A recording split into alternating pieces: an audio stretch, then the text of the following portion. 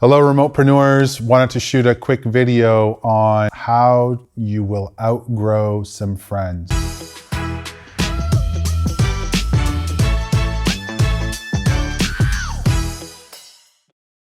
Kind of a sad topic for me. I think every entrepreneur, remotepreneur will go through this, but it's kind of identifying some key things that I think play a factor into why this happens to successful people. It's not because we're mean. It's not because we're not right for each other. It's none of those things really. It's just you grow apart as you start building something real, something tangible, and you'll start noticing some of your relationships changing. And at first it's hurtful, it's disappointing. You could have a friend for 10, 20, 30 years, depending on how old you are, obviously. And that's very disappointing. And I've lost some great friends, and to this day, they're still great people. However, what I noticed is they're not gonna come on the journey with you. It's your journey.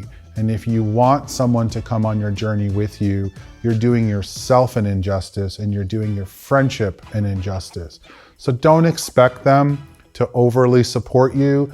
Don't expect for them to come along for the ride, both for your failures and your successes, because as your business starts to grow, your lifestyle is going to change. You're going to do different things. You're going to want to do, when I was younger, going out to the nightclubs was such a great thing for me. I enjoyed that. Now, no.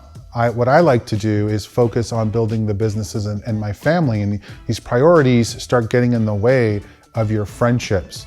And don't fight it. Just my advice is let it play out. Don't put the pressure on yourself and your friendship.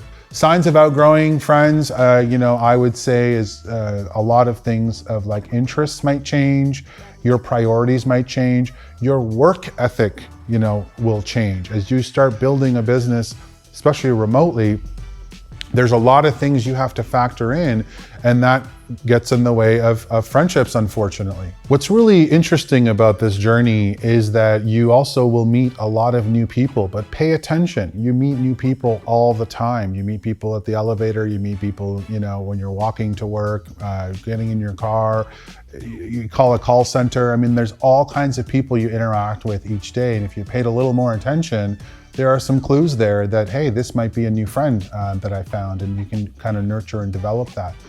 What I personally would love for myself, my family, and kind of people around me that, they ask sometimes, how do you kind of know who to hang out with and stuff like that, is obviously interest is a big thing.